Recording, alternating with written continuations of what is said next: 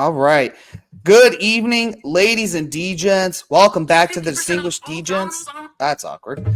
I am one half of the Distinguished DeGents. I'm Steve, Big Bucks Beta. With me, as always, my cohort, Jason Money Mansmann. Both of us back from the dead of the Bachelor party weekend.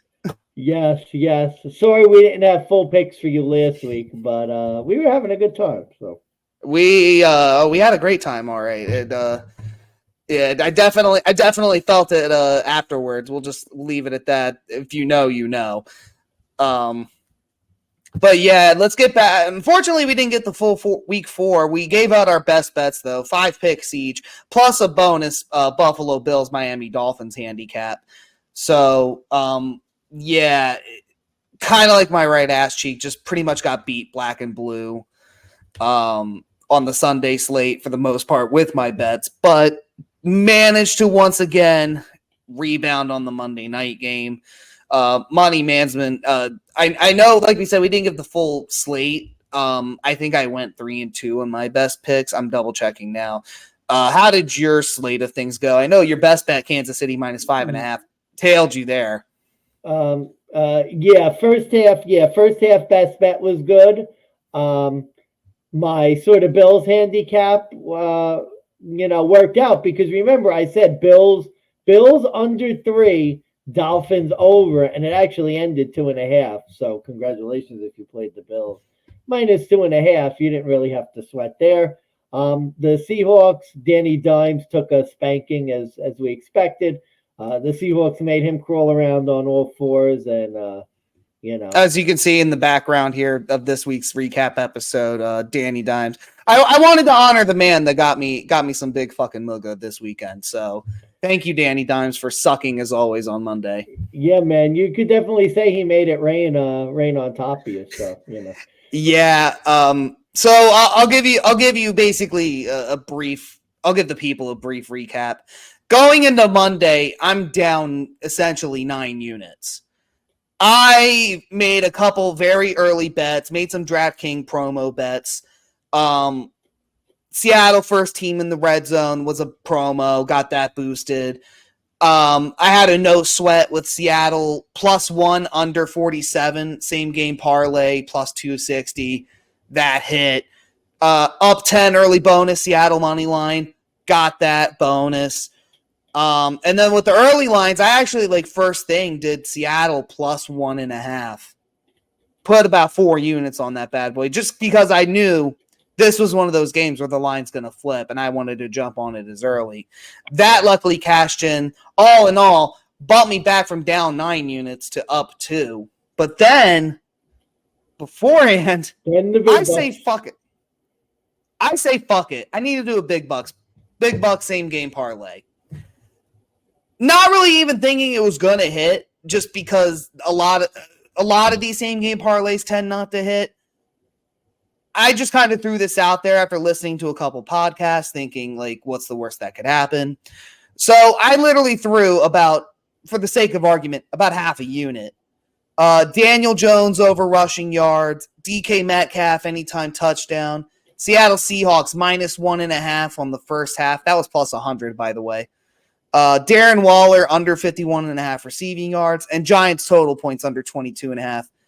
Normally would have been a 25-1 same game parlay. Got it boosted to 37-1.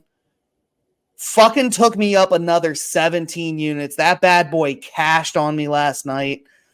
And plus a Daniel Jones interception prop play that I love to normally hit as well. So literally went from the brink of death and defeat and deficit, and Monday night, literally another fucking clean sweep for Big Bucks Beta out here on the Distinguished DeGents. Yeah, congratulations, man. I will say Monday night was nice to me because I did fairly decent. I was up a couple units after the Detroit game, but then had a really bad Sunday. Atlanta was sort of, and that'll, I guess, be the first game on our slate, but Atlanta goes really bad, and it went downhill from there. But yeah, Monday night, and I even made a couple stupid bets. I really should have been up for the week, but I was able to claw back to even after being down 7 units. So obviously not a success story like you, but Monday night definitely saved me. And now I'll have a full week to handicap, so should do better. A full week to handicap and 2 less games to handicap. We're now into the bye weeks, Money Mansman. And yes, sir. First game, I think we have to go over the Thursday night game first because we never really did it technically. Yeah, you tried to give me a winner to start off the bachelor party, and I, of course, just completely shit on it, said no. I went with Green Bay. You went heads up with me on Detroit. Green Bay never really stood a chance. It was Detroit's ball game the whole time. My overall take, like, I know we were fucking getting blitzed and kind of halfway paying attention, but that was literally like half of America, probably half of Wisconsin by like the second quarter. All right, time to get blackout drunk and just start ignoring the game because it literally that's how bad Jordan Love was in prime time at home.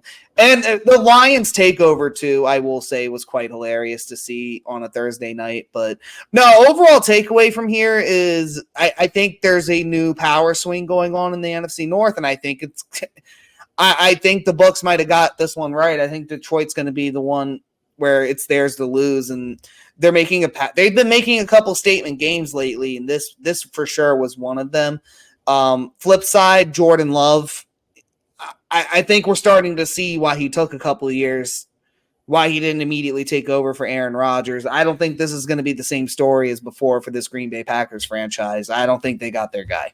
Yeah. Big takeaway is sort of that the Sharps seem to be right on this. Like Green Bay had a decent start to the year, but like I said, I mean, it was just one of those things where it's like the numbers favored Detroit. And Detroit's just a better team. I mean, and I think I slept on them a little because they're sort of public favorites. But yeah, I mean, they're a good team. Their defense is really improved. You know what their offense is going to do. And David Montgomery, oh my God, like he just got another touchdown while we were talking. That was insane. Yeah, he had a hell of a game. Sitting on my fantasy bench the whole time because. And by the way, this is probably going to be a theme for this recap. A lot of injury news coming in at the last second. A lot of bad injury Twitter posts, tweets going out there about who's starting, who's not starting. David Montgomery, I could have swore, like, if my memory, unless my memory's messed up, David Montgomery, I thought he was like doubtful, and they were saying Jahmyr Gibbs was going to start. I think he was questionable with the thigh injury, but. If he had a thigh injury, it didn't look like it. He was great. I don't know what the hell they shot him up with, but I mean, they're gonna have to send me some. But yeah, like, can we get some of that? Like, yeah, that was. I don't know, but yeah, David Montgomery, what a fucking performance too by him. Unfortunately, left him on my bench, like I mentioned. Yeah, Jared Goff. I mean, like I still think this Lions team really is an enigma to figure out. I mean. It's like even when they play bad against like Atlanta, they still win. They beat Patrick Mahomes in like a weird fluky other Thursday night game. Funny thing too, Detroit is the only road team, and I think also the I forget what is it. I'd have to check. I don't think that's true. No, that's not true. They're the only road team on Thursdays to win so far this season. Minnesota lost in week 2. In week 3, the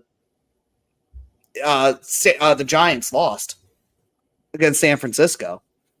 Oddly enough. Oh, yeah, you're right, because the Lions played on Thursday twice in one road game. Yeah, they're the only team to win on Thursday. Hell of an achievement to win 2 Thursday games. That's crazy. Wow. On the road, no less. Tell you what, you better look at them for Thanksgiving. I mean, they've won 2 Thursday games. They're a hot team on Thursdays. And, yeah, hell of it. I mean, you know what it is? They're one of those teams, and we'll talk about a few later, that they got a defense. And, their offense could do it. And the question was, if you remember the beginning of the year last year when they were 1-6, they couldn't stop anybody defensively. This team gets a defense. I mean, I still think San Francisco and Philly are better. But, they're going to be in the playoffs. And I think going to make it to the second weekend in the playoffs. So that'd be a big achievement for them. Yeah, I mean, I definitely think they make it farther than any New York Giants team even last year. Yeah. I think we all would have rather have seen Detroit to begin with. I mean, if Detroit beats Minnesota, like that's an achievement. The Giants do it, you're just like, wow, Minnesota sucks. But Yeah, we'll get yeah, to the well, Giants. yeah, we'll get to them. We'll get to Minnesota. Let's jump to the London game. Atlanta at Jacksonville. This was my under of the week, which did hit, but unfortunately, similar scenario with you. Just a couple bad bets where I'm betting at because this was also a dual fade of the week for me Yeah, what because a fucking sucker bet. Stupid. yeah, I should have just hammered the under. That was my take. That was the one I felt strong about. I tried to get cute and parlay it with Atlanta +3, and Atlanta just completely fucking no-showed. I even And gave the goddamn handicap of Atlanta's bad on the road and fucking Jacksonville is the London Jaguars and I thought the Jags would like, and let's be honest, the Jags really didn't even do that much to be impressive. Atlanta and Desmond Ritter just literally did nothing. yeah, I mean, it's like Desmond they Ritter forget. shit.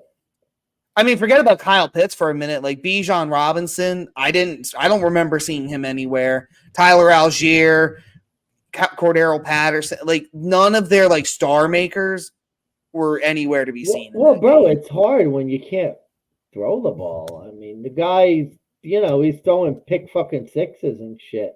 I think he threw an interception on back-to-back plays.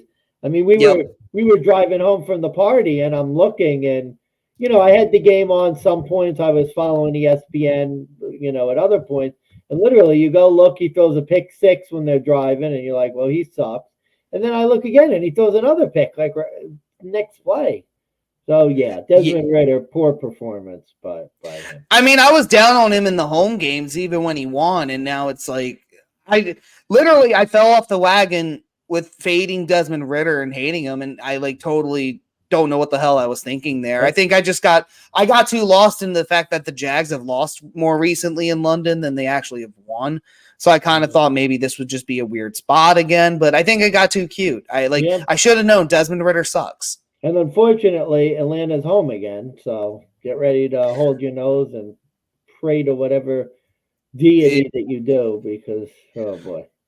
Yeah, that's going to be probably the shit game of the week on my book. But this game was not the shit game, though. This game actually was probably one of the better games on the card, not just because your team won. The Buffalo Bills hosted the Miami Dolphins. They got to 3 points at one point. They ended up being 2.5 at closing. Not like either number mattered. Buffalo completely dominated this Dolphins team, never gave up the lead. It was a bit close in the first half, kind of back and forth. Your defense, though, stepped up when it mattered most, and they got the stops, they got the takeover or the turnovers. This is the Buffalo team that will beat anybody in the Super Bowl. The question is, can they stay consistent with it? And my overall takeaway was this should have been the fade of the week, fade the Dolphins, but Dolphins were an underdog, so a little bit of a weird spot. But at the same time, like I think for any of the sharps out there that thought the Dolphins were the play, I think it was literally getting too cute. If this was any other two teams in the NFL where one just dropped 70 and it was 70-20, and they're going up against fucking Buffalo in Buffalo the next week, I think every sharp would have said, oh, well, we're going to fade them. But they just had this weird love for Tua Tagovailoa. Look at this fucking guy. Look at this guy. That's the guy, baby. Perfect passer rating. Look at it. Look at this fucking guy. That is what a perfect game looks like. And I don't even think the Bills have to do that every week. But, God, if they do, they're going to be unstoppable. Yeah. That was my takeaway. I mean, Josh Allen, I think, is your MVP through. I don't think he's the favorite for MVP. I think Tua still is, but I mean, no, Josh just took it over. I mean, this is Josh is your MVP. I declared the season dead after the Bills lost to the Jets because I honestly I didn't think that the Bills offense had this in them. Josh Allen has just completely, I don't know what it was. After a bad preseason, the team comes out and the turnovers and their offense looked terrible. And I don't know what's happened. I mean, it's like a totally different team from what we saw in the first 4 weeks when you're looking at like the 3 preseason weeks and, the first week of the season. Josh is like playing smart football. He's not like he's taking what the defense gives him. And this defense, I mean, Leslie Frazier, you're seeing how bad he is. Like, I remember, they don't have Tremaine Edmonds. What are they going to do? Oh, no. I mean, this defense is flying around. Tremaine who? I mean, some of the stats, think about it this way. The Dolphins had 5 punts all year. They had 2 in the game against the Bills, but that's even like the weakest of stats. I think there was one. Tua had been sacked once all year. The Bills sacked him 3 times in the game. He had been hit like 7 times all year. The Bills hit him 11 times in the game. I mean, this defense, if the defense is going to play at this level and Josh Allen could limit the turnovers and the YOLO balls and play like he has the last 3 weeks, that was the takeaway for me. This Bills team, for really sort of the first time like in a while, they look like a legitimate team who could win a Super Bowl. When you have a defense playing like this and a quarterback who's just like playing consistent football and they could run the ball now, like this is for the first time like a complete team. It's not Josh Allen hero ball putting up 50 points every game. Like this is a well-balanced, well-coached, everything team.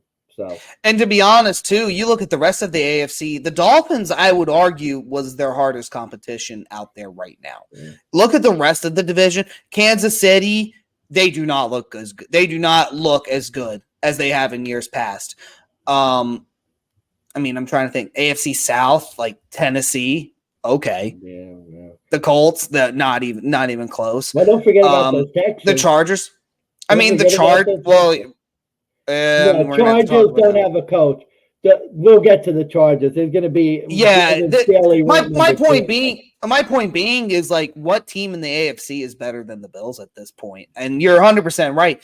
The New York Jets completely embarrassed them on Monday night. I think we're starting to see that was just sort of a fluky opening week, like heavy drama filled situation where Josh Allen he did play hero ball. It lost him the game. I think for him it was, you know what, I got this out of the way early. It's one game. We still have the rest of the season, and the Jets still have Zach Wilson. Yeah. Josh Allen, I think the Jets loss was the best thing that happened because it's almost like it clicked, and he's it looks like a totally different Bills offense than years past. And even some like Bills live streamers, like there's this Bills live streamer that I listen to. And even he's like, this offense is just like different this year. Like they're perfectly fine taking the 7-yard pass where, in years past, they take 2 of those and then Josh Allen would just do a YOLO ball. Like it's been 1 YOLO ball in 3 weeks. And if that continues, the Bills are going to be virtually unstoppable. I will say winning tends to hide a lot of the major problems. And that was kind of another takeaway with the Miami Dolphins, on top of the fact that, like I said, fuck coming off their Super Bowl. They were literally coming off a record game. And why aren't we fading them? And why are people on the Dolphins? Like, I think just winning games in general hit a lot of problems. I mean, if you remember when they played the Chargers, that Dolphins defense gave up a lot of bad plays. Yeah. If you remember when they played New England, Bill Belichick kept them to 7. I know it wasn't as close as it looked, but they found a way to kind of keep Tua contained. It was just the minute that the Broncos defense came into the picture. That game literally tells you how bad the Broncos defense was. I don't think it says a whole lot about how good Miami potentially was. Because if you remember the 2 games before, there were still a lot of those same questions, which was like, how can Miami go this far? All of a sudden you beat a Denver by 70 and it's just like, oh, well, this is the clear suit. And I'm just sitting here like, have you not seen what the Bills have done? Well, I was going to say, bro, like speaking of Denver's defense, I actually think this last week made Denver's defense look worse. Well, yeah, and I think we should jump to Houston. This was unfortunately, before I get too pissed, I'll warm the people up. This unfortunately boneheaded fucking black and blue bruise game. This was originally my best bet, favorite of the week. I loved Pittsburgh -3 against Houston at home, who had not won a home game in like their last 10. And I literally didn't even realize it was JJ Watt celebration day. And Pittsburgh was just nowhere to be found on offense. Matt, like, I know I give Vance Joseph shit. Matt Canada needs to be fired. Vance Joseph, Matt Canada, Zach Wilson, the quarterback. Dude, like, talk about special teams coach. Yeah, I mean, like, can you get any shittier? Is CJ Stroud for real? Like, CJ Stroud might be for real. Like, bro, they put up 30 on the Steelers. Now, I know the Steelers' offense was a no-show, but Houston was moving the ball almost from the get-go. And, yeah, I was not expecting that. I thought Stroud would really struggle against that Pittsburgh defense. And, yikes.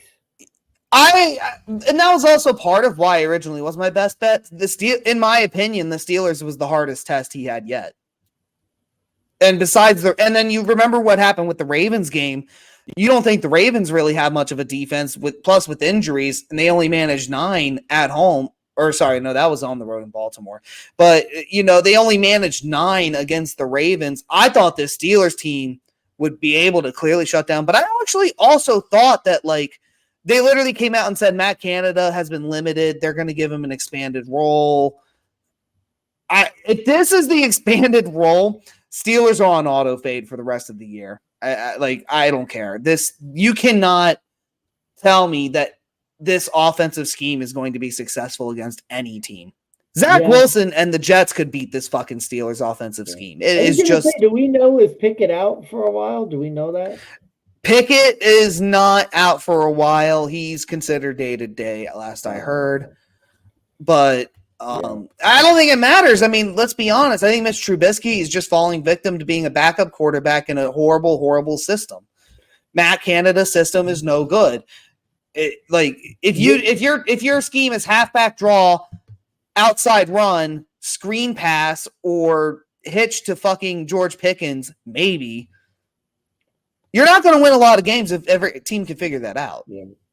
And you know what's insane? I may bet Pittsburgh again this week. That's how crazy this is.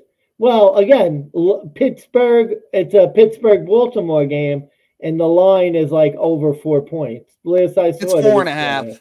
Yeah, so is this going to be a dog of the week again?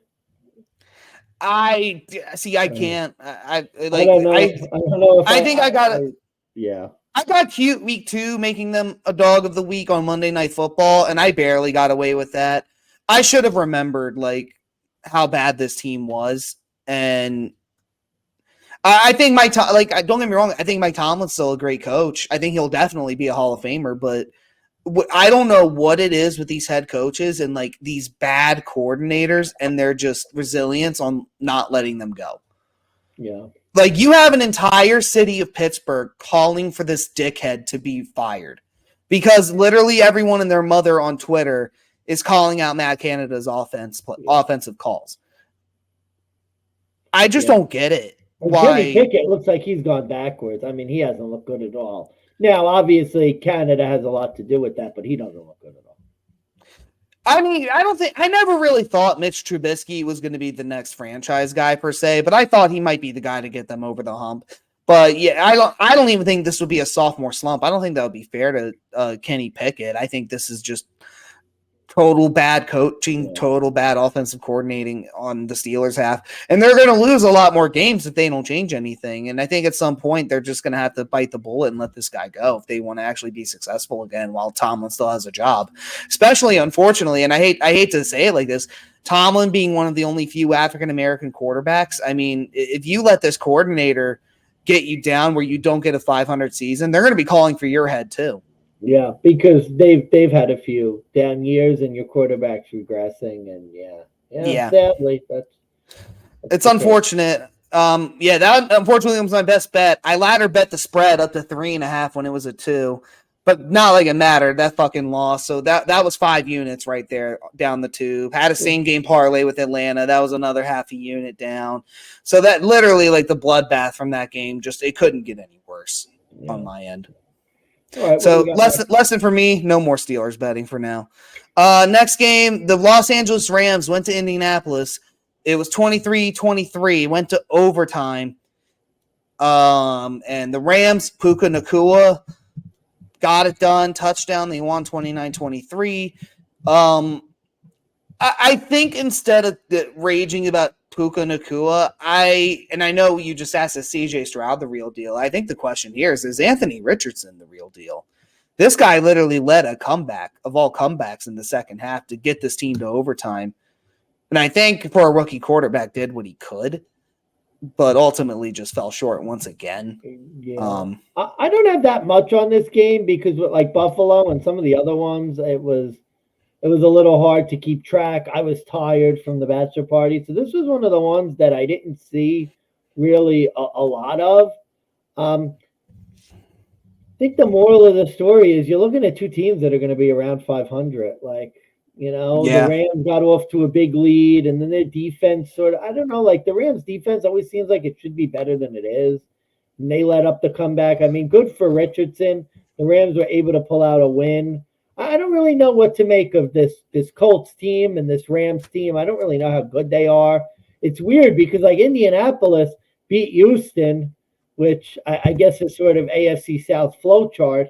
And now you look at what Houston's doing and you think Indianapolis should be better. And I don't really know what they are.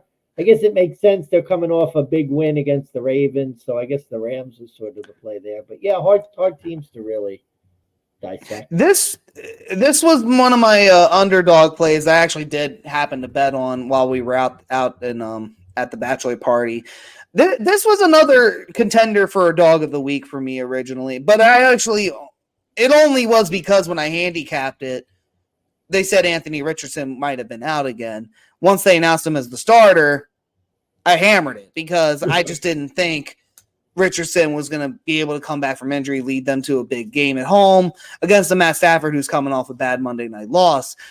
But I think my takeaway overall from what I did see from the overtime game, this Rams team they're looking about it to be a 500. This wasn't the Rams team that I thought had a dark horse shot to come back and win the division and shock the world. This is a Rams team who not only needs Cooper Kupp back, I think they have a lot of other issues they need to address as well. Their offensive line isn't that good. Yeah. When you're taking 20 sacks a game on Monday night to Cincinnati, and Indianapolis, I'm surprised that they didn't get more sacks in this game. Matt Stafford reminding the world why he's Matt Stafford. And I mean, that guy has 44 comeback wins now?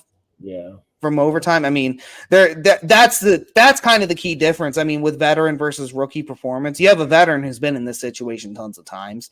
And then you have a rookie in Anthony Richardson, who's already basically had to come back halfway through just to get them to that tie. I'm excited for Anthony Richardson to see what he does, but he's going up against the Titans next week, divisional matchup. I'm wondering if that's the game we're going to see who's the real deal in the AFC South. Especially with the way the Titans are. Oh God, there are screw team of the year. Yeah, definitely. And my screw team, unfortunately, next game, Minnesota went to Carolina. Bryce Young did get the start. Another donkey future play on my end. I thought Bryce Young by now would be getting it together. He is looking to be the absolute you worst. Play Carolina in this game? No, I didn't bet this game, I don't think. But which I don't know why. Minnesota minus 4.5, not like it mattered. But not a really big performance by Kirk Cousins in this kind of a situation either. Also to start the game, pick six. I think he had another interception in the first half as well. This to me, I mean, I don't know what side of the ball you would want to take, whether it's the fate of the downfall of Kirk Cousins or whether it's Bryce Young. I think it's more about Bryce. I hate to say it, but only because I think we knew what Kirk Cousins was. And we were expecting him to be better, but Bryce Young just clearly looks like a rookie quarterback who doesn't know what he's doing. Doesn't look like he's comfortable in the system. Prime ample opportunities to get this team over. Not over, but to get this team to a victory against Minnesota Vikings, where Kirk Cousins was turning the ball over left and right, and they just maybe couldn't we do have it. to question like if Frank Reich is a good coach. I mean, he's gotten a lot of. I mean, he flamed out in Indianapolis. He got a job right away in Carolina, and I mean, Bryce Young looks terrible. I mean, he doesn't look like an NFL quarterback. He looks like a midget. And another. Not, I don't hate him as much as Kyler Murray. Bryce Young's trying, but he's just not. To me, it's more the Vikings. Like, I mean, this is a game they should have just like won by 15, and they're throwing interceptions in the end zone, and it's just like again, it didn't capitalize because I went too aggressive and had too many sort of weird parlay bets this week. But like, I actually was on Minnesota -4.5. And it's like you're watching the game and, Minnesota's going to go and they're going to put it away. And then Kirk Cousins throws like a stupid interception. And that pick six was terrible. And I don't know, this Vikings team, man, it's just too many turnovers, too many mistakes. Like they're literally doing the opposite of last year when they were so good at these one-score games. And it's because, let's be honest, you got to protect the football. And if you're not protecting the football and you're turning the ball over, I mean, that's just a surefire recipe to lose close games. So. Yeah, Minnesota. I mean, I think it's a tale of two quarterbacks. You got Kirk Cousins, who just clearly is having a off year, is just not doing well, and Bryce Young just in, let's be honest, a bad situation. It's bad when Andy Dalton can come in and perform better in this system that was essentially designed around you. If Andy Dalton's doing better than you, I think we have to have a lot more of a serious discussion. But I think the downfall of Kirk Cousins might be for real as far as this Vikings team goes. Yeah. You got to wonder when the Vikings are going to start looking at their future. Yeah, if this continues and the turnovers, I mean, if they stop the turnovers, their offense actually moves the ball pretty well, but you just can't win 3-4 turnovers a game. Yeah, you cannot. All right. Tampa Bay, they went to New Orleans. They were 3.5-point road dogs. Normally, this is a game you smash the New Orleans Saints. They usually beat the Bucks. I don't think that's the case anymore, Money Mansmann. This was another weird handicap because originally we were handicapping it was going to be Jameis Winston, Derek Carr was going to be out, Baker Mayfield on the road. And all of a sudden, in comes Derek Carr at the last minute. He's playing, even though didn't Jameis start and then Derek Carr came? I don't even remember. Yeah. Like I didn't really see. Really weird spot. I mean, this was definitely probably an avoid anyway, but especially like with us not handicapping. And I mean, credit to Carr for trying, but really, he didn't look 100. We're giving credit. 100%. He never looks 100%, number one. Well, I mean, bro, the guy's not all that good to begin with. And he finally admits it. He finally admits it, folk. Derek Carr is not a good quarterback. Well, no, he hasn't looked good all year. I mean, watch the games, bro. I mean, he's been dog shit, number one. So number two, going from that New Orleans defense down because they had no offense in this game. Baker Mayfield is starting to come. Like, I know he lost to the Eagles. Let's calm it down. Oh, Jesus. Well, I mean, New Orleans is not the dominant team in the NFC South anymore, in my opinion. And I think we're both down on Atlanta. Carolina clearly sucks. Like, I hate to say it, this is Baker Mayfield's division to lose. Oh, no. Which is unreal because I don't want to see Tampa Bay in the playoffs again. I'd like to have it switched up. But, I mean, Baker Mayfield, these are the kind of games that I think Baker Mayfield was known to win. If he doesn't screw up, try to play the hero ball. If he doesn't take, 50 fucking sacks on, because his O-line falls apart. And literally, it was kind of like, if you think about the Tom Brady situation, he literally came in from New England, just brought a couple of his guys and just said, all right, we're just going to build with what we have. It says a lot about this Bucs organization and franchise. I think they they're trying to do the same thing here. I don't think it's going to be as successful in the sense of winning a Super Bowl, but I think we're starting to see that Baker Mayfield is going to be able to win a lot of these games so long as it's a game management and his defense, keeps the score relatively low.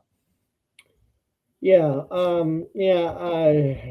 don't know, man. This division's I still think it's the Saints division to lose. It's just a question of, I mean,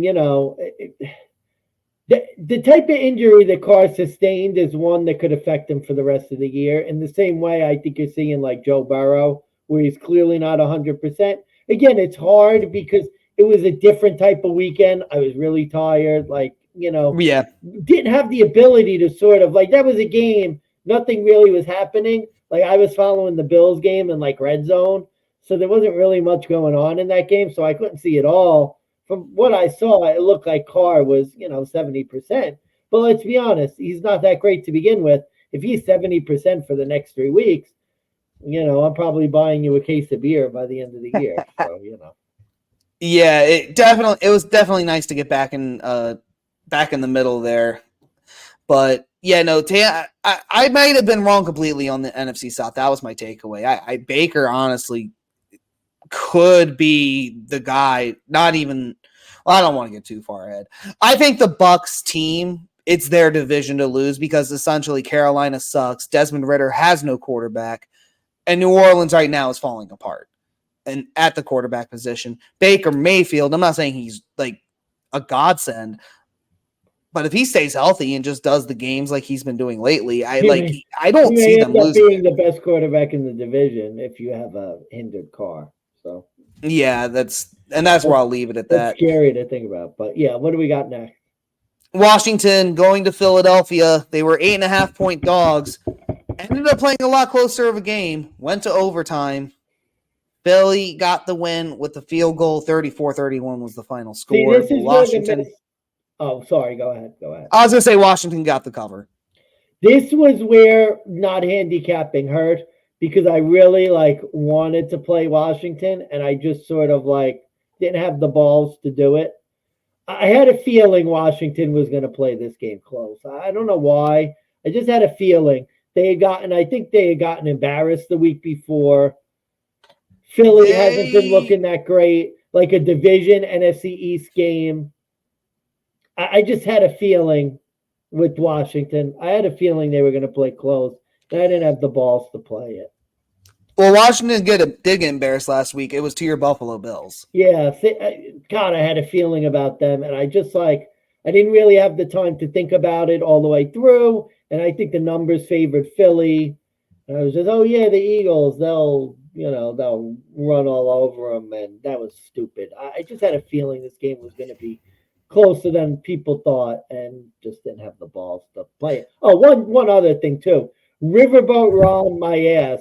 It seems like everybody's going for it for the 2-point conversion. He kicked the field goal to go into overtime. And another thing, too, if I'm in overtime, I would defer and kick the ball off to the other team because it seems like the other team rarely ever scores on their first possession. I don't know what it is. It always seems like the team that gets the ball second kicks a field goal to win. So that's just me. Yeah. I don't know. My takeaway. So my betting lesson for this game was I have to start learning to truly utilize alternate spreads and be smarter about it. Prime example, this was leg 3 in a 4-leg teaser parlay that I had in. I don't have the actual slip in front of me, but I can tell you I teased Kansas City. I know I teased Philly. I want to say I teased God, I know it was a 1-point game. Maybe it was the Rams, and maybe there was a 4:00 game. I can't remember the top of my head. I'd have to go back and look. But anyways, getting to my point, did a 6-point traditional teaser on this one in my parlay, just thinking – because I had the same thought. And again, betting fallacy. I did think the Eagles would win, but I had no way in hell thinking they were going to cover 8.5. I just thought that number was a little high. So what do? Oh, I'll just tease the Eagles down, not thinking they were going to cover 8.5 anyways. instead of teasing the Commanders up, locking that in. I got it at 3.5. So I thought, okay, 3.5. Eagles have been winning by 5, 6 lately. Like, that seems like a good number. Left it at that. Had I truly utilized the alternate spreads, maybe got it down, or maybe even boosted the commies up a little bit, I probably could have got better value and actually came away with the win. Because my Kansas City line, that's who it was, Kansas City too, had them at 9, teased it down to 3, and broke even there. So it was just unfortunate, kind of a bad beat situation, but a lesson learned nonetheless. Like, that was that fallacy. Number 2, though, kind of a road situation, divisional matchups seems to really be favoring the road team when it comes to these spreads. And I just think, not in Buffalo, but just one of those situations where, like, I think we've seen this before and we just completely missed it. This Eagles team also, like, they have been very underwhelming, but have still been winning. And I think that's where great coaching makes a difference. They're due for Denver. They're due for I know Denver had the Miami blow up, but, like, look at the Raiders game. Bad coaching got them that loss. You look at the Commies game when they were up 27-3. Bad coaching on defense, they lost. You look at these other teams, that's what great coaching and having a quarterback like Jalen Hurts makes the difference. And Sam Howell, God bless him, had a great game. Kept it close, but you got to get it done. Yeah. Well, maybe they'll have a chance to do it. Maybe Thursday night and don't worry, folks, that will be the end of the episode. But yeah, that's just a weird, more of a betting takeaway, not necessarily like a takeaway on either team for me. Yeah, I think it was a fluky game where division game, Washington played close. I just had a feeling that the Eagles were due for that type of performance, and sure enough, it weird. No. Speaking of unexpected performances, the Chicago Bears 28, the Denver Broncos 31. The Denver wins in Chicago, gets the first one on the year. Chicago once again has lost and has not won since October in 2022. Denver still has not gotten a cover as a favorite in the Russell Wilson era. It's so bad. This shit is just like, I didn't even rage as hard this time because of how bad we were. I had the game shut off, and I had on Red Zone, and Red Zone goes, "Oh, Denver mounted a comeback touchdown." And the next thing you know, I'm watching, and Denver actually, like, stops Justin Fields, and then Denver's driving again. They get another score. And I'm watching, and it's like, oh my God, we're down a touchdown? Like, what? Like, is this really happening? Because I couldn't believe my eyes. Like, how many years, Jason, or not even how many years, how many games have we seen this Broncos team get relatively close and then just fucking blow it right at the end? Yeah. And I'm watching this, and Justin Fields hikes back. There's a sack fumble. We recover, and I'm screaming, and we tie the fucking game. And, like, the note that I was bringing up earlier, here's the difference between good coaching and bad coaching. Matt Eberflus should be fired. I know I said Vance Joseph should have been left on the tarmac. I still 100% believe that. Vance Joseph, you're fucking pitiful. You gave Justin Fields his career game. Are you shitting me? Like, this guy literally at halftime, I was so mad. I went on the Twitter and I was just like, you need to leave Vance Joseph in Chicago. Just drop him off on the south side, let him find his way back. And then when he does get back, if he does, tell him to clean out his office. Like, that Denver defense still has so many problems. But getting back to this game, here's the part where I'm like, great, here we go, Denver. You're about to blow this. It's going to happen. I'm waiting because I was like, fuck it. I'm going to break something this time. Had the glass in hand and everything. I was ready to go. And I just see 4th and 1. They're lining up to hike it. Okay, Denver doesn't fall for the offside. They call timeout. And I'm like, okay, they're going to kick the field goal. Russ is going to throw a pick. It's going to be ugly. No. I watch, I'm like, they're going out there again. And I'm getting like Brandon Staley vibes. And I'm like, what the Bro, that fuck was is the this? stupidest fucking shit. This was the stupidest shit, bro. And then they go for it, and they go for the tush push, I guess is what they call it. They literally go for 4th and 1 QB sneak, and Denver fucking stops it. And I'm like, you gotta be shitting me. This guy literally called the 4th and 1, just try to get him off sides. Okay, got it. It doesn't work. That's fine. Take the 3. You don't take the 3. You do a tush push and it fails. At least it was on the Denver Broncos 20 and not their own 20. So maybe I will say Eberflus is a better coach than Staley, but like literally that was like the worst coaching moment of that game. And Chicago literally handed the win to Denver. That's the overall takeaway. Matt Eberflus is now probably just as much to blame as anyone else in that Chicago Bears franchise. That was their game to win. And I'm saying that as a Broncos fan. We had no fucking business coming back in that game. But I will give Russell Wilson his flowers for once. What a fucking comeback. What a second half performance. He had to shell out for this game, and he had to be perfect just to keep them in it.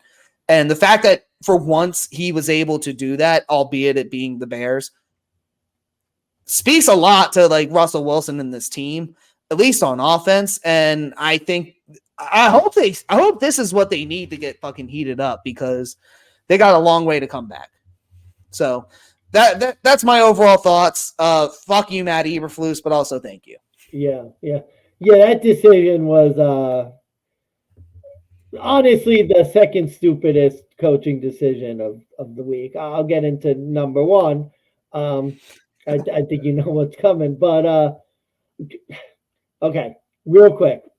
This is, first off, good on Denver. They won. They beat like the worst team in football. Yay them. Hopefully Denver can, keep it up. And honestly, again, same story with Denver. Defense bad, offense good. Russell Wilson played well. That's, I think, a positive as a Denver fan. Like, at least you're seeing something from Russell Wilson. But here's like a quick rant. With this fucking tush push shit, you know why it works to the Eagles and nobody else? Because Jason Kelce and Jalen Hurts is fucking good at, like, the Eagles are good at it. They know what they're doing. It's not like they just go and do the tush push and it's perfect. Like, the reason it works to them is because they know what they're doing. They have a quarterback who is good at the fucking quarterback sneak. They have an offensive line that is mastered getting low, getting under the defense. Like, it's not just, like, they're actually fucking good at it. And I saw the Bears try it. You don't have Jalen Hurts at quarterback. Justin Fields is a little baby shrimp. I saw the Giants try it. Fucking Daniel Jones is not Jalen Hurts. Look at Jalen Hurts taking quarterback sneak. Look at the difference. Justin Herbert, too, I think. Like, there was a good number of quarterbacks that tried it and just ate shit. So, and by the way, for those of you who think that the move should be banned, watch week 4 highlights and watch how many quarterbacks fail. Why ban the move? Nobody else could do it except the Eagles never get stopped. These other teams can't fucking do it. And sometimes they're doing it 4th and 2. Fucking tush push. I mean, look at the good teams. Like, you look at Seattle going for it on 4th down. They don't do that shit. You don't see the Bills doing that. The Bills actually had a weird one where they literally did. They were in the shotgun. They handed it to the running back, and Josh Allen was pushing them from behind to push them over the line. Like, I mean, the point is, like, these teams, just seriously, like, what are you doing? I didn't get it either originally. Like, I didn't get why they were trying to ban the move. It's like, well, if it's so easy, why don't you do it? That was my thought. And then I saw these teams try to do it, and I saw how many of them failed. But, I mean, overall, like, I think you're just seeing what happens when you have a bad coach panicking under the 2-minute drill. I said the same shit about Nathaniel Hackett last year. I was like, Nathaniel Hackett, it doesn't matter how close we get. This guy fumbles the bag every fucking time. Justin Fields has a career day, literally has the best game of his life, you fucking blow that win for him because you decide to try a tush push when you could have easily kicked a 30 fucking yard field goal. I'm a Broncos fan. I'm mad that we won. I'm legitimately mad we won. Vance Joseph should be on a fucking desert island right now, abandoned, left to go. But instead, Matt Eberflus is on an island. But instead, it's Matt Eberflus and getting like that's really what pissed me off about this, because Denver's defense so fucking bad, so pitiful. Kareem Jackson, at least he redeemed himself with the interception to end the game, so he can stay on the team for now. But he also had a very bad game. Literally every other coverage I see this Denver defense do, it's like this soft cover one, just covering the dead center, or it's like this terrible man-on-man coverage, cover two, where like nobody can fucking protect their guy, and it's just it's just like missed reads left and right. And honestly, if I wasn't a Denver fan, I would be telling people, look to fade the shit out of him next week. I really would. Like, truth be told, because that wasn't a game. You look at Russell Wilson with his stats, you don't think that he had to mount a comeback. Yeah. Unfucking believable. Yeah. I'll leave it with this. These teams really need to start you got to play to your strengths, and no offense, trying to steamroll a defense with little Justin Fields. Like, bro, you want to run an RPO. You want him out on space against like cornerbacks in open space. But again, that's why the Chicago Bears suck. So yeah, that was our dual over under pick of the week. That was my over of the week. That was also money that cashed for me. That was one that helped redeem the losses on the Sunday slate. But that over was not even in question. I didn't even think about hedging it at all until it was like already at 46. Or no, it was at 41. And I was like, oh, there's still a quarter and a half to go. They're driving. It's going to be. And that over hit, no questions asked. I do have a lot of questions about this next game, though. Baltimore, they went to Cleveland. I thought Deshaun Watson. Yeah, I thought Deshaun Watson was going to play. What happened? I don't know, man. For whatever reason, he couldn't go, and that news came out late, and that's why this will be a quick sort of. There's no takeaways from this game because, I think it was like a rookie quarterback making his first start, late round pick, and just completely sort of, not really ready for the situation. No offense. So complete throwaway. Not his fault. Yeah. I hate to say it, not the guy's fault. I mean, the guy's he's primarily a running quarterback, really tough situation. Thought Watson was going to play, throwaway game. I guess Watson didn't get his massage in time and had to cancel out. I don't fucking know. That was my takeaway. My takeaway, Deshaun Watson, I don't know what it is. I don't know why it was so last minute. That just tells me your franchise guy is not dedicated to your franchise. Yeah, I don't know what Joe Burrow, say what you will. You knew he was starting Monday at an appropriate time. Yeah. I mean, at least when we handicapped the Bengals when they played the Rams, there was like, by the start of the handicap, I think we were like, okay, there's like 85, 90% chance Burrow's not playing. As it inched closer, that number got more realistic, and they were like, he might play, he's questionable, he's going to be a game time decision. There was no bullshit with this. This was clearly like Deshaun Watson. Literally, I think Adam Schefter even came out and said, Deshaun Watson's going to play. He will start. Yeah. And I thought, now mind you, I also picked Baltimore to win this one. Put it in the same game. Put it in a parlay. Dumbass move on my end because they were an underdog. I liked them to win. So, dumbass move on my part. But I also thought, like, okay, Deshaun Watson plays. Baltimore will show him up. It'll be as usual. And then all of a sudden, I'm like watching him, like, where's Deshaun? Oh, he's not even dressed. Like, and I think the game was even like close in the first half, and then just couple turnovers later, it just sort of got out of hand. I mean, that's just my takeaway. Like, if you're the Cleveland Browns, how did this happen? It was not close.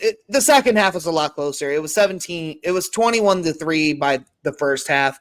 Ravens only got an additional 7 points. Oh, okay. So the game actually got more out of hand than I thought. But yeah, really, no chance for Cleveland in that one. No, but yeah.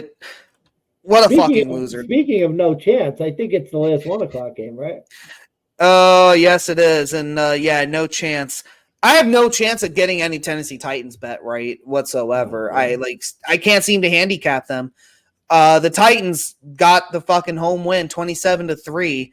Joe Burrow, after coming off that Monday night win, looking all right, went back to looking like dog shit out of nowhere. Might be done. Cincinnati might be dead in the water, folks.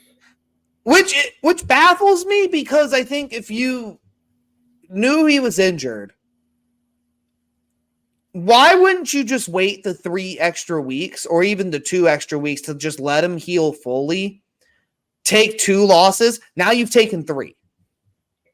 With no end in sight. Like 2 of them against division opponents, no less. There is no end in sight, too. I don't know if Burrow's going to get better. Like, I don't think so. I don't know. In 4 weeks, he didn't look good. Like, is he going to get better? I mean, it looked like he was okay against the Rams, but boy, oh boy, did the Titans, that game was over quickly.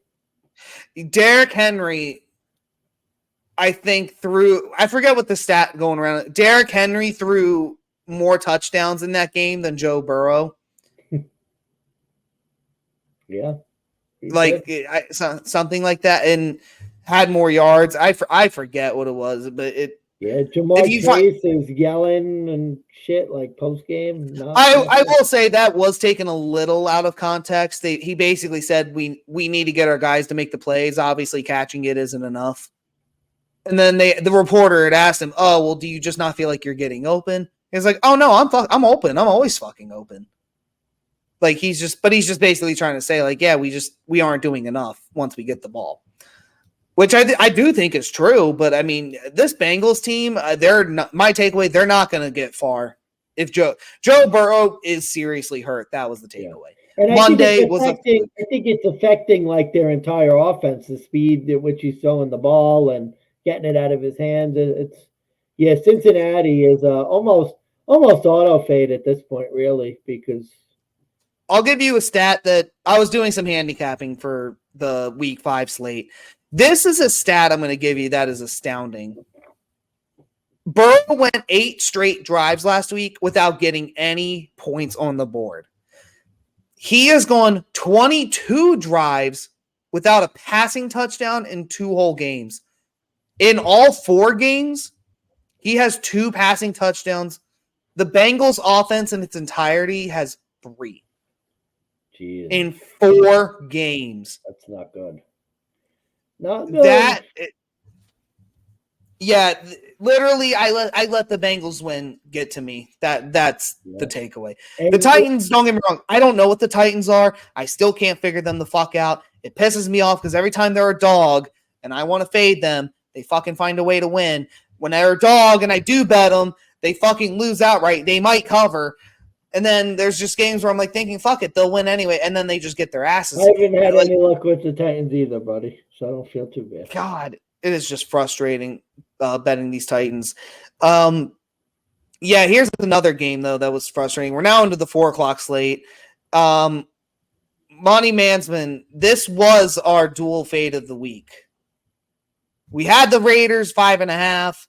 Jimmy Garoppolo couldn't get out of concussion protocol. He was benched for a bit unfortunate. I don't even know, Aiden something. Okay, yeah, sure, whatever. I don't fucking care. He fucking sucked too. Like Josh McDaniels. I don't know what he's trying to build. That's what I like. What is he doing? Like, is he like trying to? I think he's trying to tank. I don't know why, because if he loses, he doesn't have a job. He wants Caleb Williams, I guess. I don't know, man. I don't know. Either way, though, like, what's your takeaway on the Chargers? Because the line moved to 7. The Raiders still pushed on 7, despite the fact that Khalil Mack had a career day. 6 sacks. He had like 5 sacks on Aiden O'Connell, and it was still a 7-point game. So I had the Raiders plus 10.5. I hedged the bet If I didn't hedge I would have made money this week. But they were down 14, so I didn't want to lose because it was Aiden O'Connell who sucks. But the Chargers, okay. Brandon Staley, you remember 2 weeks ago, goes for it on his own 20, gets stopped. The defense miraculously comes up with an interception in the end zone. They win. He takes a lot of shit. Okay.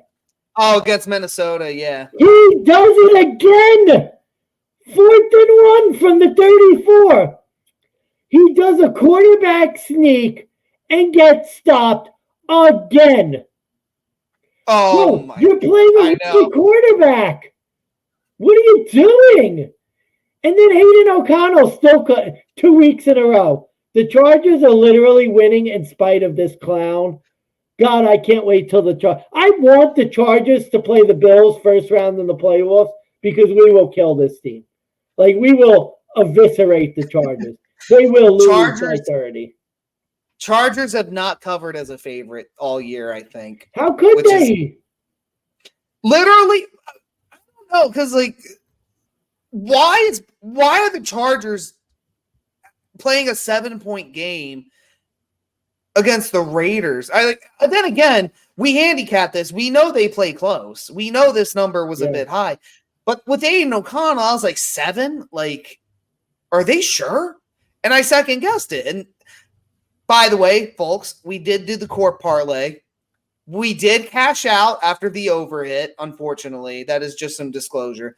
We did cash it out. Reason being was the Aiden O'Connell situation. We did re-roll it. We'll get to it later. Well, I think we had it at 5.5, so we would have lost. But which is, yeah, so good thing we cashed it out and got half a unit profit out of that. But, you know, I don't know, man. Like, this Chargers team is still fucking terrible. Therefore, I think they're the biggest frauds right now in the league. Yeah, I'm looking to fade them at earliest opportunity, 100%. But I don't know, Josh McDaniels making some terrible calls with Aiden O'Connell there just to begin with. Number 2, Josh Jacobs. You would have thought he would have got more carries in this game, but just seemed to be a lot of drop back passes where Khalil Mack is just having a fucking day. You wouldn't think maybe switch to a run game, run focus. And then fucking genius is going to blame Aiden O'Connell for the loss. Like, really? What, the rookie 4th round pick from Purdue that nobody's ever heard of? Yeah, it's his fault you lost the game, clown. What did he say? I don't know. I just saw a headline said that he blamed Aiden O'Connell for the loss. What a joke. What a fucking loser. Losers focus on the other reasons why they lose. They don't focus on what fucking winners do. Yeah, maybe you should go back to New England and suck Belichick off. Although Belichick's not doing too hot. Is that the next game? Oh, I hope so. I believe it is. Is it the next game? Hold on, I'm on the week 5 card. Next game is the New England game. They went to Dallas. There were sharps that like New England 6.5, by the way. There were sharp bettors that like that. Now, to be fair, I didn't like it at 6.5. I wanted it to go up to 7.5. So what does my dumbass do, Jason? Alt spread? I wait and live bet it. Why? Why would I live bet it plus 7.5 when they're down 10-3? I'll tell you why. I don't know. It didn't make sense. Matt Jones, 0-12 ATS as an underdog.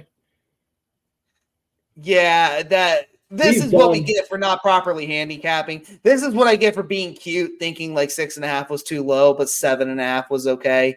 I don't already down 7. Like, what possessed anyone to, like, even if I like the New England side, I wouldn't play it because after watching that game against the Jets where New England struggled to get 15 points, 2 on a safety, by the way, like, what would possess you to think, oh, let me go and bet against Dallas coming off of like an embarrassing loss?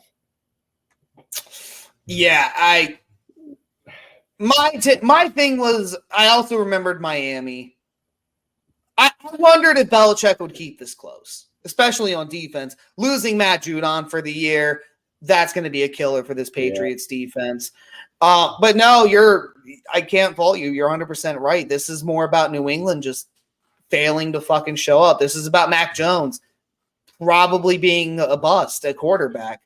I didn't want to admit it because honestly, I didn't think anyone else was going to be good for New England. But I say this about Justin Fields. I say this about Zach Wilson. Like, I think we need to get to the point where we need to start having this conversation about it with Mac Jones. Mac Jones as an underdog is a loser. These Alabama quarterbacks are all overrated. Let's be honest. Well, Jalen Hurts did make a Super Bowl. Tua Tagovailoa. Jalen Hurts he wasn't always an Alabama quarterback. Didn't he transfer from like Oklahoma or something? You keep going. He might have. Yeah. No, he did. I think you're right. But they always like to say he was an Alabama guy. Tua Tagovailoa, Alabama guy. He's a Super Bowl contender or MVP contender. Sorry, not Super Bowl.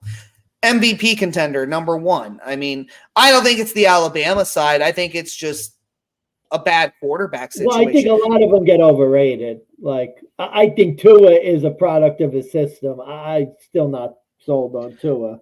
And these other quarterbacks, Bryce Young, I think, is completely overrated, and Mac Jones is a bum.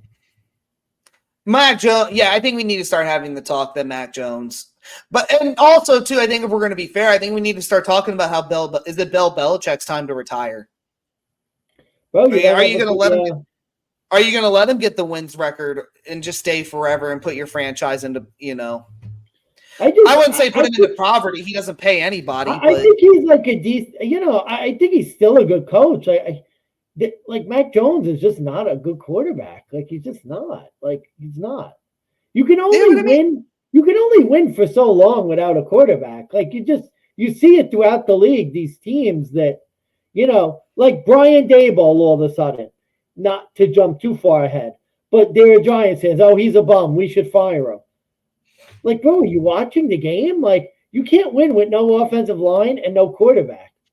And you could say, well, they signed Daniel, but it's like the same thing. Like, Mac Jones is not a good quarterback. Like, he's just not. Yeah, New York literally had nobody else. It wasn't like they were going to have enough to trade up to get the first overall to start over. I mean, it was Daniel Jones or no one. Unfortunately, sometimes these game manager quarterbacks, you're just hoping that they stay as game managers. The problem is if they regress, I mean, Mac Jones just isn't good. Like, you saw it against the Jets. He wasn't good. Like, this team is just sometimes they can keep it close with decent defense and running and sort of like good coaching. But sometimes, like against Dallas, like Dallas is just a far superior team who was pissed off about losing the week before, and they just fucking especially to Arizona, who, by the way, we're getting to next. You lost to Arizona, lost to Joshua Dobbs. Maybe that was part of it too. Dallas lost to Joshua Dobbs. Yeah. Welcome Mac Jones and Bill Belichick too. So maybe that was the thought, but yeah, wrong side there. Clearly, I don't know what I was thinking on the 7.5, even on the live bet, thinking it would be close. But yeah, regardless of that, Arizona, they were 14-point road dogs. Christian McCaffrey reminded the NFL that he's Christian motherfucking McCaffrey. Seen that game, 4 tutties. Oof. 4 fucking tutties, 50 fantasy points on my end. San Francisco got the cover. The common theme that I'm getting from not just Arizona fans, but in general, people still like Arizona despite the loss, despite the failure to cover. First game they didn't cover all season, by the way. I mean, you're playing the best team like San Francisco right now. The best team in football.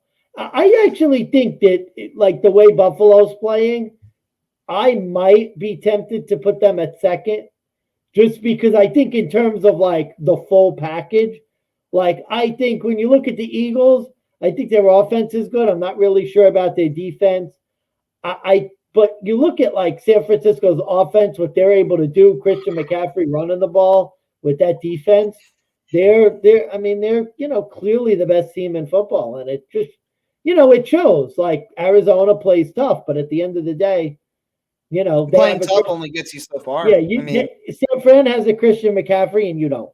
So Yeah, and say what you want. I mean, Joshua Dobbs, like, he's earned my respect. This guy is so fucking gritty. And literally, he led a good number of drives down the field against the San Francisco defense. He did. Just couldn't capitalize. That was what kind of was unfortunate. Because I feel like if Arizona did get the cover, be it a backdoor cover or not, I think the narrative would be that we're going to start taking Arizona seriously, even though they lost by God, what was the final score here? 17. Not horrible. Yeah. Like, you could have been completely embarrassed. You weren't. I mean, it could have been Dallas and New England. It could have been you could have been Cincinnati in Tennessee. Yeah. I mean, hell, you could have been the fucking Dolphins going into Buffalo. Yeah. Which even they put up a valiant effort too. There was a lot of games that were very embarrassing, and this was the spot where, like, you would think Joshua Dobbs, the Cardinals, they get embarrassed, and no, they showed up. They played their hearts out. Here's a news flash takeaway from the game. Obviously, San Francisco, best team in football. I take the Cardinals seriously. I really take them seriously. Like, they're a team that is going to not? I mean, a bunch of games. Yeah. Bet against it's crazy. It's crazy to say. How could you not? I mean, watch a game of them playing, and you will see that these guys are playing. I'm not saying they're going to always win straight up, but they fucking play till 0-0-0. We've come a long way from laughing at their coach week one. Let's just say he can give all the corny bullshit speeches he wants if they keep playing this hard. So good for them. Good for them. Yeah, fucking. I'm trying to Kyler Murray. I hope he stays. If Kyler Murray comes back, though, oh baby. Jonathan Gannon laughing at him, asking who took the bus, and he wanted killers, and let's just say I think he got those killers. I hope Kyler takes the bus out of fucking town. Kyler is expected to be out for multiple weeks still. Yeah, good. Okay. All right. So I'm gonna skip the bullshit headlines with this one. Let's just get straight to the point. Kansas City, they went to the Jets. Primetime Sunday night football. We're not mentioning who the fucking bullshit. God, no. Fuck we are. No. We're talking about football. Yes. We're not talking about pop star bullshit. Yeah. We're talking about betting, too. Because unlike her, I know what a fucking mortgage is like. And I got to try and fucking get ahead. That's okay. Well, I hope you didn't do it betting Chiefs spread. Although first half, I told you. Well, we did do the first half at -5.5. That was your best bet. Not how I expected the game. Not how I expected the game to go, sadly.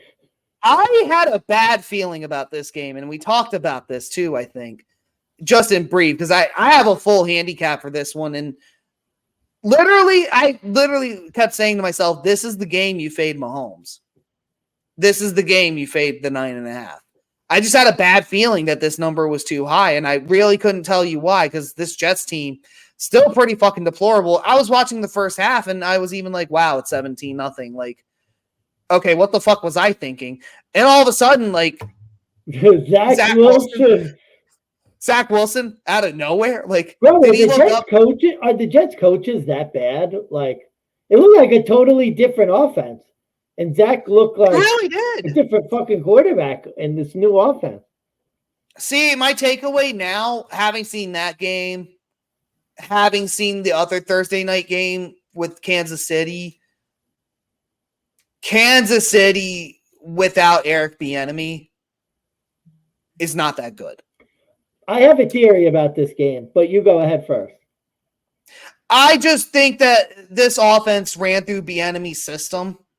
And without it, you're seeing it with Sam Howell, who is putting up ridiculous fucking numbers for a rookie quarterback who the season before everybody had doubts, including you, were like, this guy may not be better than Carson Wentz.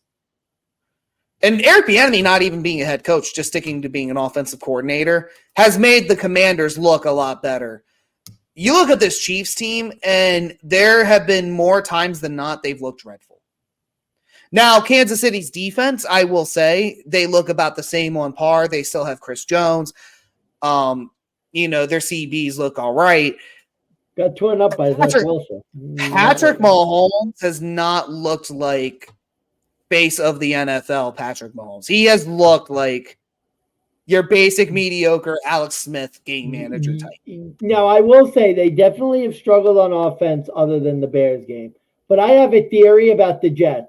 And this is something I can't take full credit because a sharp on a podcast I listened to was talking about it. The New York Jets basically built their defense to stop Josh Allen.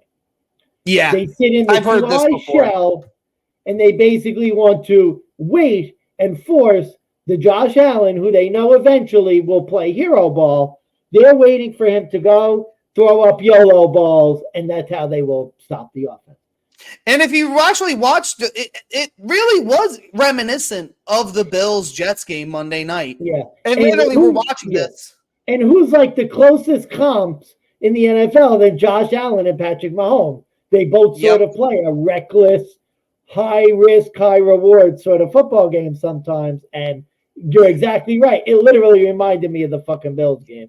I was watching this, and I saw – and they were bad lobs, too. It wasn't like – I will say, J.A., at least he threw the ball. Patrick Mahomes literally threw like these weak, dimpy lobs. Yeah. That, like, I don't know if it was the Jets or if it was him. I thought at first it was more him, but maybe you're onto something, and maybe this Jets defense was just set up to stop these types of quarterbacks. I think they just sort of wait for these quarterbacks. They know they are not going to have the patience to take the underneath stuff and take what the defense gives them, and eventually they are going to throw up, those lobs, and they're going to be easily picked. Now, what's your takeaway on that last play where Sauce Gardner got the pick and then there was an immediate flag? There was actually instant replay footage of the ref waiting for him to get the pick, and once he caught it and was in bounds, then pulled the flag out and threw it. It looked like he double clutched to me. I don't know. I don't know. There's conspiracies. I mean, soft. But yeah, I mean, he did grab him. Like, here's my problem with that play. And this is where it comes back to coaching. It's 3rd and 20. Why are you grabbing the guy? Like, maybe it shouldn't have been a penalty. I don't know. It was close to me. Like, to tell you the truth, his shoulders did move a little. Like, I've seen worse not get called. Like, it could have been either way for me. I don't know. It looked to me like the ref just like double clutched the flag. I don't know. Maybe you're right. The conspiracy theorists are out. Oh, I don't know. It was close. But what, like 3rd and 20, coaching. Why are you grabbing the guy? It's 3rd and 20. Why don't you not grab the guy? Don't put yourself in that position. He gets a 10-yard catch, and they fucking, they punt or they take a field goal, and you still have a chance. Like, it's just one of those things where, as a defense, I mean, how many times are you going? And, we're watching the game, and it's 3rd and 15, 3rd and 20. All right, boys, be smart. No penalties. No penalties. Like, you literally just, penalty. Why are you even grabbing the guy? 3rd. And what about the excuse for fucking 3rd and 25 or whatever when they let Patrick Mahomes run up the middle for 28 yards? What about that? That was a bad defensive call. I just think my takeaway was I'm not going to go on my rant and say refs are terrorists, even though I think in the majority of games they are. No, they weren't good in that game. They were horrible, number one. Literally, the Jets could not catch a break to save their lives in a game where like they desperately needed to have a win like this just to fucking pull off an upset of a lifetime. But again, I mean, the Jets are losers. Like, why is Zach Wilson dropping that dropped fumble when he fucking dropped the snap? That was killer. That's like a Jetsy fucking move there. But go ahead. Sorry. Yeah. No, my thing was like, I think refs just need to be consistent. I don't like this shit where refs will call something when it's the first, honestly, if you think about it, the first 50 minutes of the game. But in the last 10, in the last 5, in the last 2, that's pass interference. Oh, he twitched a half second, offsides. Yeah. And they don't get that, like they don't think they're affecting the game, and they've been told let it, like in some instances, let it play out. I get being a ref is not perfect. I don't think I expect them to be perfect. But if you watched any XFL game, the way they had their review systems going, it at least gave the image and the implication that they were going to attempt to get every call right, even though they didn't. Yeah. There was that opportunity. And they might have taken, in the XFL, that holding. And one thing I think sort of what I wonder happened, Mahomes threw the ball up for grabs so badly, I think it almost made the holding look worse than it was because, like, the receiver wasn't even close to the football. So it looked like, wow, he really got held, when I think at the end of the day, it was just another bullshit throw from Mahomes. Oh, 100%. Oh, and by the way, speaking of Mahomes, this cocksucker, not a fucking DGen, this guy had the clear fucking touchdown, knowing he's up 3 with time to go, slides on the 1-yard line, and then waves to New York, knowing full fucking well this dickhead just blew the Kansas City Chiefs covered at the -9.5. Because they would have kicked the extra point and got it. Yeah. See, I can't be mad though. I can't be mad though. That's a winning play. Like, even Pacheco. If you're in the playoffs, if you're in the Super Bowl, I'm not mad. This is the regular season. This is Zach Wilson. I will say though, Kansas City has done shit like that before. The Jacksonville game, they did the same thing, up and covered. Look, you know what that tells me? Goes to show you why the Jets lose that game and the Chiefs win despite having multiple turnovers. You want to blame the refs? You could do it. It's because Andy Reid's just a good fucking coach. Like, that's why they're winners, because they have a fucking superstar quarterback who has the wherewithal to go and slide at the 1-yard line. Pacheco, he was about to run out of bounds. He slid down to stay in bounds. Like, that's just a Pacheco had the touchdown to take a bigger lead. He slid so they could kneel the ball down and actually win the game outright. Well, even before that, like, Pacheco was by the sideline and he slid down rather than fighting to get more yards. That's right, yes. Yeah. Not like Kenneth Walker did in the end of the first half in last game, but I digress. Look, it's just the Chiefs are always doing those plays, and it's just like it's good coaching. Like, it's just a team that's aware and knows what they're doing. And yeah, I mean, like, on the one hand, I'm pissed off because the bet loses. But on the other one, it's like, it's not surprising to see why Robert Saleh is 12-26 as a head coach, and Andy Reid has won 2 Super Bowls and is going to be enshrined in Canton. You know what I mean? Like, the guy is just good, and his teams are prepared. And when's the last time the Chiefs have had a losing season? I mean, they went with Alex fucking Smith. They were in the playoffs. So it's not even probably just like, probably 10, 12 years, something like that. It's been a while. That's why I think Andy Reid, you can make the case that he's a quote-unquote better coach than Bill Belichick. This guy won with Donovan McNabb, Alex Smith, and obviously Patrick Mahomes. Like, this guy's had 3 quarterbacks, and he's been successful. Remember when he came to the Chiefs and they were like a 2-14 laughingstock? Yeah. Remember when he repaired Michael Vick's career? Shit, I forgot about fucking Michael Vick. You're right. Yeah. I mean, like, I can't fault you. I would make the argument he's a better coach than Bill Belichick, but I will give Bill Belichick this. He's had a variety of different opportunities to fail, whereas Andy Reid sort of came into more, I would argue, maybe more favorable positions besides that initial Chiefs entrance. Yeah, you should have been in Philadelphia when they drafted Donovan McNabb and the Eagles fans were booing and wanted to like. Oh yeah, I remember that. Trust me, I do. But it ended up being the right call. That's my point. But just our dog of the week, Seattle Seahawks, ended up becoming a favorite. Probably should have been the best bet just in general. God, what a Monday night. Got sacked again. So speaking of, we re-rolled that court bet. We got an extra half a unit profit from when we cashed out. Re-rolled it, Seattle first half. Got it at, I want to say it was like plus 112, something like that. Plus 112 minus a half point, and that was no trouble. No trouble. So the DeGents are now 4 units up on the Yeah, corporation. we got a corp account, baby. We got a corp account. Let's go. Yes, we do. So, with that said, let's get into the Seattle game. Seattle 27, Giants 3. 24-3. Sorry, 24-3. My apologies. Let's see here. Seattle plus 1.5, plus 1, -1, -3.5, -10.5. It didn't fucking matter. I early bet this, and my unfortunate takeaway, I don't know why I didn't hit the money line when it was plus money and bet the mortgage on it. This was the game to do it.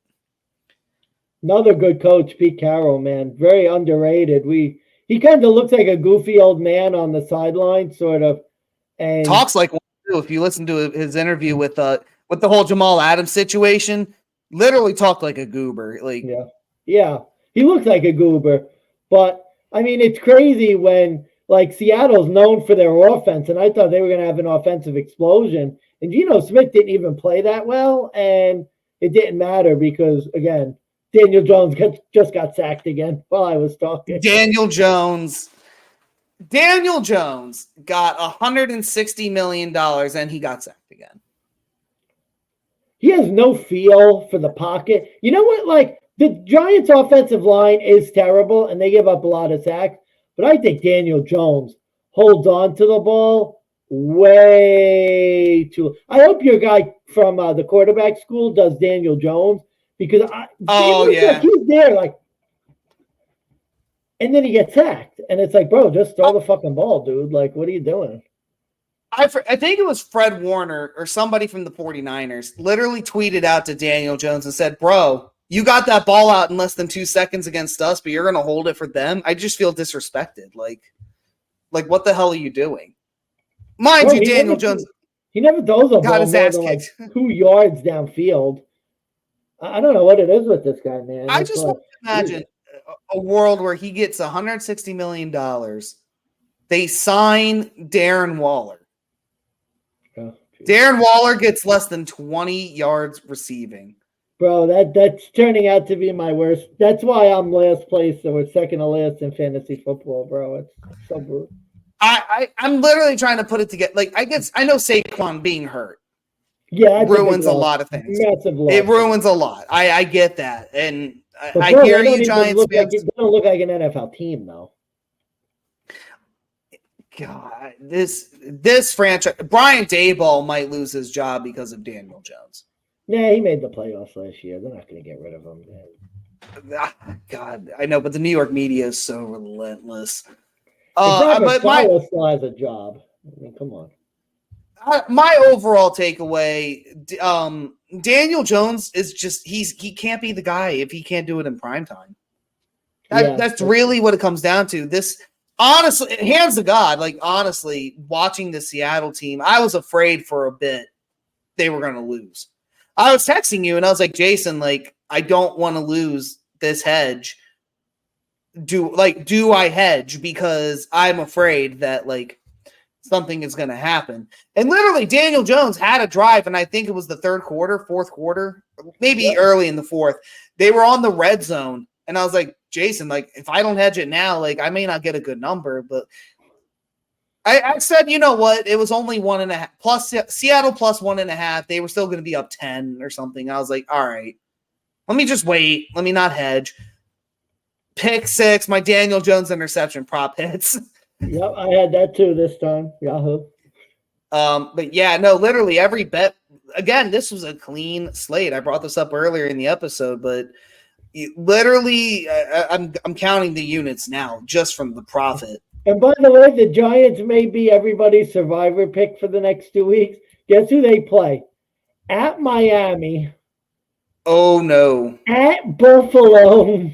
Fucking prime time. They play 0-2. Wait, hold on. Wait, stop. Daniel Jones is primetime again? Yeah. At Buffalo, bro, what's that spread going to be? 17.5?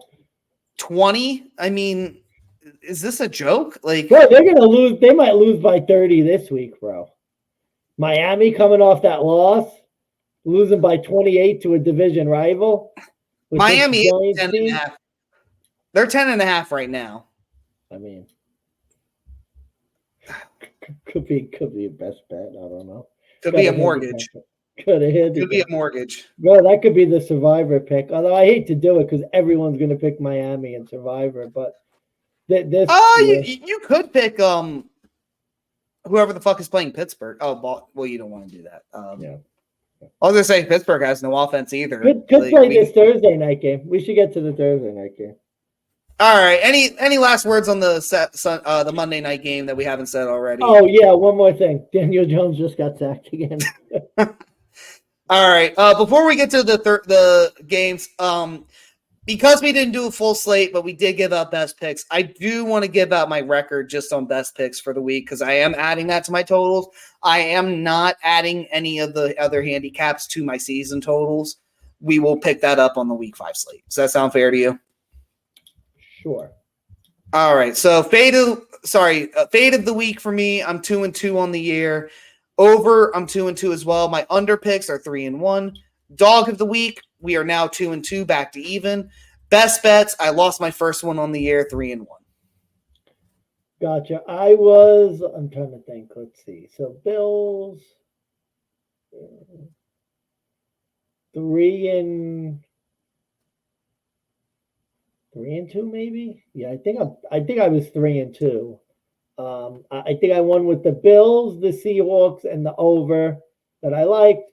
Did not hit with Pittsburgh, and I think I might have thrown Atlanta in there. We had talked about that. So 3-2. Yeah. Although I had Detroit, so that was good. But yeah, looking to start the week off good here. So yeah, all right, let's kick it off. Chicago heads to Washington. They are 7-point road dogs. Washington currently, I want to say, is a minus 320 on the line. Damn it, I did not have FanDuel up. That is awkward. I will quickly get the I'll get the Chicago line, but obviously it's plus money, folks. Yeah. Looks like we're looking at a plus 210. Washington now down to minus 255. The line dropped to 5.5. What is going on? Whoa. Did somebody get hurt? Yeah. Oh, Jesus. And Washington has 75% of the handle right now. Oh boy. Okay. Yeah. Why don't you give your play? I'm gonna look and see if someone's on the injury report. Yeah. Yeah, this is like I don't see anything. So yeah, see if you can find something on that. But and I'll redo these lines so I don't sound like a total. Oh, that's why there were a few players on Washington that were limited in practice. Curtis Samuel, Jahan Dotson, limited in practice. Benjamin St. Juice, Christian Holmes, Quan Martin. Yeah, that's why. I guess that's why the line changed. Okay, so we have a line shift. It's now 5.5 points, still in favor of the Commies, minus 255 for them, plus 210 for the Bears. Over under is still 44.5. Jason, do you remember what the worst game probably of all time was? Yeah. Last year, Thursday Night Football too, in Washington? No, in Chicago. No, in Chicago. In Chicago, yeah. 12-7, baby. Woo. Nope, 12-9. It was 12. Was it 12? Was it 12-7? I looked today. It was 12-7. Oh, fuck, that's even worse. I mean, yeah, the Bears only scored 7 points. Surprise, surprise. Oh, no, 12-9 was Denver and the Colts. Also contender for one of the worst fucking games of all time. Anyways, yeah, here's the difference this time around. Washington will be the home team. Carson Wentz is not the quarterback. Eric Bieniemy is the offensive coordinator. Not much has changed for the Bears. They still suck.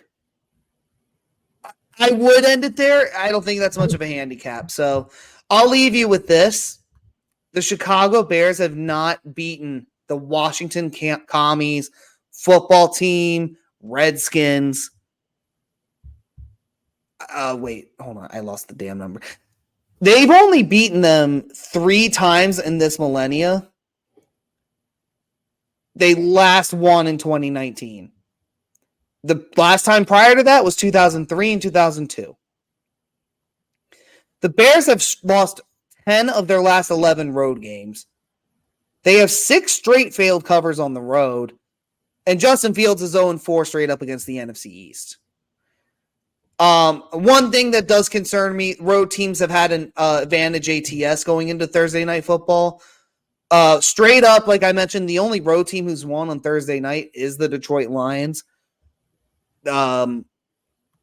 If this line goes back to 7 or even higher, I maybe think about taking the Bears on the points because they did just lose an upsetting match where they were clearly supposed to win. The Commies sort of playing from behind against a tougher Philly team. Now they're on short notice. They have players injured now. So I think at 5.5, I'm leaning the Commies here at this point, but not one I'm really strong on betting either way, because I could just see this being like a Washington trap game. Yeah. This is hard because they give out all the Thursday night promos, and I may have to I don't know how I'm going to be able to bet this game. I actually was really, I don't want to say liking, really leaning Chicago plus money. They had that 5-point game last year. Washington, 3 of their first 4 games of the season have been decided by 4 points or fewer. And I just see these as like 2 sort of grimy teams on Thursday night, both coming off of tough losses. And especially now with the Washington injury news, like I could see this being just a yucky, ugly, disgusting, close game. So that would get me to lean to the points. But I don't know. And especially in Washington too. I think it's supposed to rain that day. Yeah, it's going to be rats in the stadium, like grimy. There definitely will be. It's Washington. There's always fucking rats. Game. Yeah. Yeah. So to me, it's Chicago or nothing here because I do want the points, but I mean, it's going to be really hard for me to put It'll money. be partly cloudy, so no weather issues. It's really going to be hard for me to put money on a team who has lost like 14 straight games. I don't think they've won in like a year. And it's been a whole year since they won their last game. And has not had a cover all year. So that's there you go. This was sort of let me go back real quick and I can't even endorse the over, and you know me, I love to bet the over like Chicago games, but I mean I could see this being another 12-7, 13-10 type game. I mean these teams suck. I actually disagree with you here. I do like the over here, even though I was more inclined to lean under. I did. Bears 7 of their last 8 road games have hit the over. The over's hit in 4 straight games for Chicago. Yeah, and let's be honest, if you look at Chicago's offense last year compared to these last 4 games, I think they've gotten at least like 17 to 20. Besides the Kansas City game, I think they've gotten at least 20 plus points on the board. And Washington's defense is not Kansas City. And Sam Howell has been looking a lot better too. So I could see over 44.5 not being the issue. The question is this going to be 35-10 or is this going to be like a 28-24? I just don't know. Like last year when it was Justin Fields, as terrible as he was, and Carson Wentz, under 44.5. I think the under was like ridiculously low that game too. It might have been like under 33. Because I remember there was a lot of crazy numbers that early in the year, but 44.5, especially when the Bears have been performing as well on offense, despite Justin Fields, I could see the over hitting. Okay. Oh, maybe the over is the play in this game. I mean, that might be the only play. I'm not going to lie, because even with the Thursday night trend, even with Washington looking all right, like I just... You talk. It sounds like we just have to talk ourselves into a side, not necessarily that we feel strongly one way or another. Like so there's alternate spread plus 17.5, and even then they could lose like 30 because they're terrible. The problem is like I only like the Bears in this spot, and it's just like, okay, do I want to run and put my money on a team that hasn't covered like in freaking like 12 games? I would. Because it's a 5.5 right now, if you like Washington, I would throw them in a teaser parlay right now. I can't get behind. And get them plus the points. I can't get behind. You could get behind. To me, it's Chicago or nothing.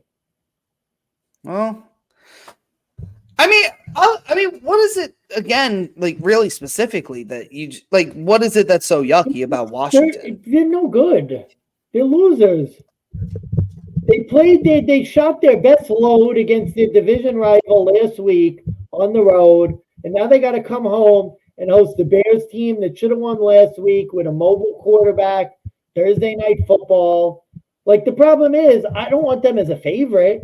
Like I'm gonna have to either lay minus 200 on them in like some teaser or money line, or take a minus points. Like no, I mean no. So you don't. You basically don't. So you think the value is overplayed here? I mean, this should be like what, a 2.5 point line, a 3 point line. I mean, I don't. Well, I mean, look at what Washington did last week against Philly. I mean, does that not take in the fact that Washington came? I think it's worse. They shot their load. They played overtime. It was a big game for them against a division rival. Now they're playing this shit Bears team on short notice. And again, 3 out of 4 games, 3 points or less. And you want me to lay 5? There's no way. I'm just not doing it. No chance. I think the value is. I think Washington. So maybe what you do. So maybe what you do is you wait to see if this line goes back up to 7. Because you have to think about it this way. These people loved the commies already at -7 earlier before the injury news came out. I think the minute now that it's 5.5, give it a few days, this number is going to skyrocket back up. Maybe you can get 7.5 or 8 towards game time, and maybe you hit it then. Maybe, yeah. I mean, unless there's sharp money on the Bears, which it's funny because literally, like with me, the sharps win, I do well. The public wins, like last week, I lose. It's so funny. The public did very well last week, and of course, I did hear that. Yeah. Well, we gotta make that motherfucking money. You know how that goes. That's okay. I should have lost last week. I should have only had two units, but I'll be honest. I got super lucky on a 5-leg same game parlay that fucking turn. I mean, how do you turn half a unit into 19 units? That's how. I can't complain. Like I'm not even doing as well as you, and I still doubled my money during football season. So the first 4 weeks are a success. By the way, 4 straight winning weeks for me. I've profited. Unbelievable. Yeah, just on my all right, here we go. Commanders. I wanted to look up one more stat before we go. Washington has lost their last 2 Thursday games. They did cover this. Wait, what the heck? That was literally just this. That was not a Thursday game. What the hell is StatMuse doing? All right, ignore that, folks. I don't know what the hell. What? Yeah, that's just annoying. Okay, so I was trying to see how Washington did in their last few Thursday games, but because that was the one stat I didn't have. But you guys don't want to look that up. Any final words before we sign off, Money Mansmann? I know we're running for a good bit. Yeah. No, good recap. Glad you're doing well. We as a channel are doing well. The corp's doing well. So yeah, let's keep it going. Got to get a good week of handicapping, and I'll see you Friday. Get the profit train rolling. As always, folks, go make that motherfucking money. Peace.